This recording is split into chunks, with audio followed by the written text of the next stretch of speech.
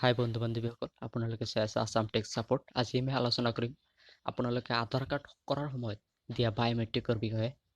আহক আজি আমাৰ ভিডিঅ'টা আৰম্ভ কৰোঁ। আপোনালোকে নিশ্চয় জানে যে আধাৰ কাৰ্ড কৰাৰ সময়ত আপোনালোকে বায়'মেট্ৰিক দিব লাগে, অৰ্থাৎ ফিংগাৰ প্ৰিণ্ট আৰু চকুৰ স্কেনিং কৰিব লাগে।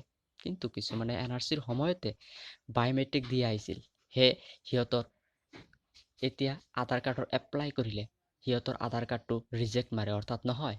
সেয়ে কিছুমানে বিকল্প পদ্ধতি ব্যৱহাৰ কৰি আধাৰ কাৰ্ড কৰিব বিচাৰে, কিন্তু সিহঁতে নাজানে যে সিহঁতৰ আধাৰ কাৰ্ডৰ এজেণ্টজনে সিহঁতক ঠগাই আছে। অৰ্থাৎ আধাৰ কাৰ্ডৰ এজেণ্টজনে সিহঁতৰ ব্লেক হাতৰ আঙুলি বা আঙুলিৰ ব্লেক অংশ ব্যৱহাৰ কৰি সিহঁতক আধাৰ কাৰ্ড বনাই দি আছে।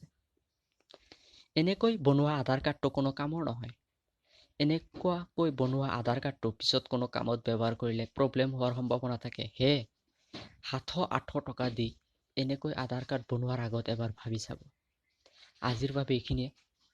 ধন্যবাদ। যদি আপোনালোকক এই ভিডিঅ'টো ভাল লাগে তেতিয়াহ'লে মোৰ চেনেলটো লাইক, শ্বেয়াৰ আৰু ছাবস্ক্ৰাইব কৰিব। Thank U.